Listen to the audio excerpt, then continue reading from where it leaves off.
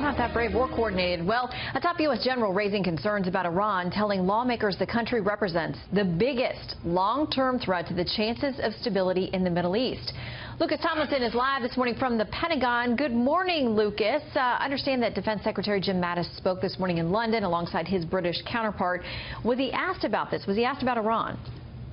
Well, yes, he was, Shannon. A short time ago, Secretary Mattis was asked about comments he made 5 years ago, saying that Iran represented the biggest threat to the United States. He said that when asked, the three biggest threats to the United States was Iran, Iran, and Iran.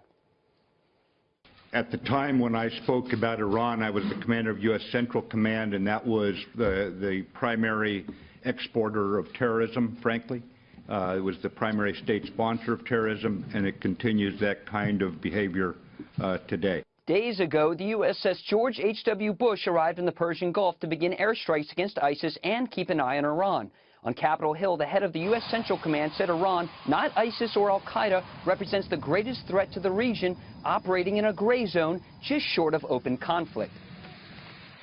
I think we need to look at opportunities where we can disrupt through military means or other means their activities, particularly their facilitation aspects here.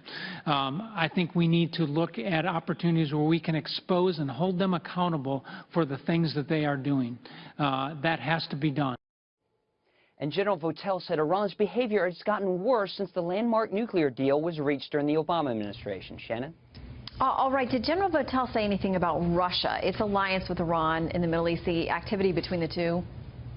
He did, Shannon. He says that Iran and Russia continue to work closely in Syria to keep Syrian President Bashar al-Assad in power.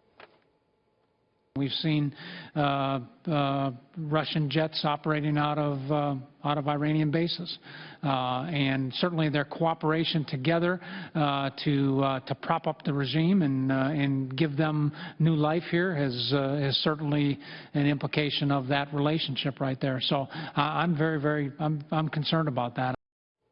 Iran is accused of killing hundreds of American troops in Iraq a decade ago. And General Votel this week said Iran continues to operate 100,000 fighters, Iranian-backed Shia militias in Iraq, which raises questions about what comes next after ISIS. Shannon? It absolutely does, and that's an important question we got to focus on. Lucas, thank you very much.